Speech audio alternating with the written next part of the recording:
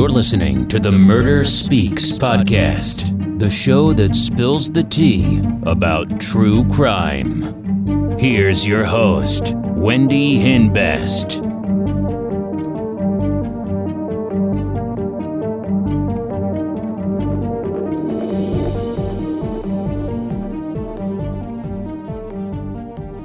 Hey, welcome back to Murder Speaks. I hope everyone's having a great week. So today's real crime story is about 23-year-old Suzy Goulart of Fall River, Massachusetts. April 16th, 2005, she was stabbed to death in her apartment at Pleasant View Apartments. She came from a big Portuguese family. She was the youngest of 10 siblings. She always wanted to be a model, but she got pregnant by her boyfriend Dennis. He was having an affair with somebody they both knew, so they ended up breaking up. She and Dennis were on and off. They have 2 kids together. Suzy wanted to be with him because they had children together, and she wanted it, and she wanted to make it work. She worked in a donut shop, and she got laid off and had money issues. She borrowed money from her family. She would also borrow money from her friend Patty. Patty also lived in Pleasant View Apartments. She was dating Justin, and his brother Jermaine was hanging out at the time. Justin and Jermaine were really close. Jermaine's girlfriend moved, so she didn't live at the Pleasant View Apartments anymore, and their relationship was volatile. Suzy met Frank Simmons at her sister's wedding. She started hanging out with him. He was older than her. One day, Suzy gives Patty a check to pay her back, but the check bounced, and Patty was pissed. She went to Suzy's apartment and fought her. Suzy was angry, so she called the police, and the fight got Patty evicted from the apartment. Suzy was considered a snitch. The night she was murdered, she made plans to get together with her friend. Suzy was supposed to call her friend back, so her friend goes to her apartment and sees smoke and calls the police. The police forced their way into her apartment after seeing smoke and flames. Suzy is found dead in the kitchen. She was stabbed 55 times, and her throat was cut. Some of her wounds were 9 inches deep. When police and firefighters got there, they found a pot on the stove, which was probably the source of the smoke and the fire. The phone cord was cut. It looked like she was trying to call the police. There was blood on the couch that led to the kitchen. There was blood on the bathroom faucet, so it appeared that somebody tried to clean up. Dennis was the number 1 suspect. He tells police they should talk to Patty. She got evicted from the apartment the same day Suzy ended up dead. Suzy's phone records indicate that she called Dennis around the time she was murdered. He tells police he was at his father's house, and his father confirms that. The police talk to Frank Simmons. He tells police he spent the night at his brother's house. April 18th, 2005, 2 days after Suzy's murder, the police questioned Jermaine Hawley. But you've met Sue at least, right? Okay. So you wouldn't know her from a hole in the wall. You don't know what she looks like even at all?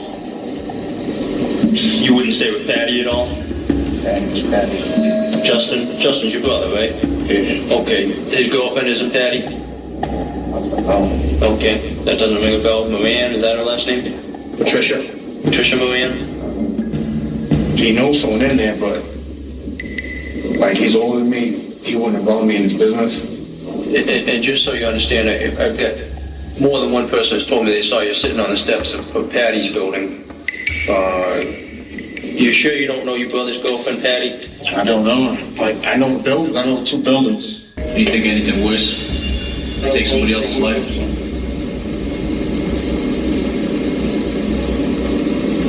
Snitch on somebody.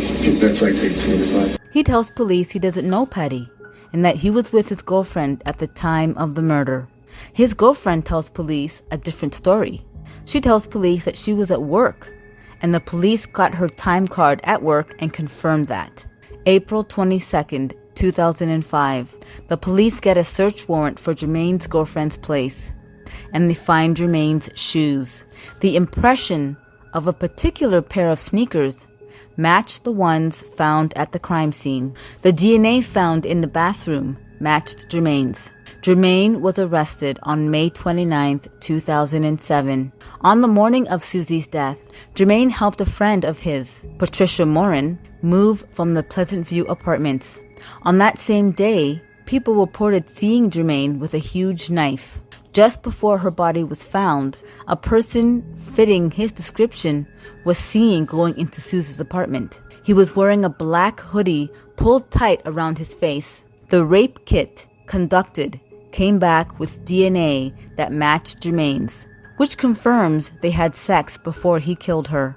6 years, 8 months, and 5 days after Suzy was murdered, Jermaine Hawley was found guilty of premeditated murder with extreme cruelty. Jermaine Hawley was charged with first-degree murder and sentenced to life without parole.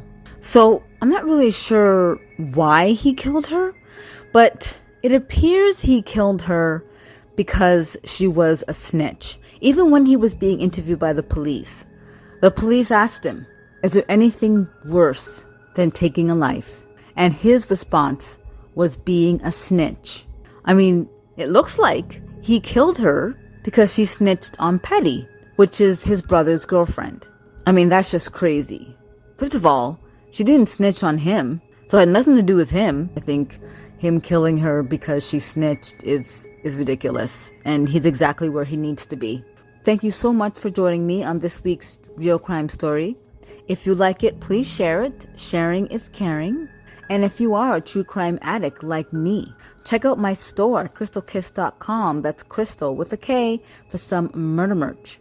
Start killing it with Crystal Kiss murder merch. Check out my YouTube channel, Crystal Kiss, for more real crime stories. And my other channel, Wendy Boo, where I play games. Join me again on Murder Speaks. Don't forget to subscribe, and thanks for listening. Bye!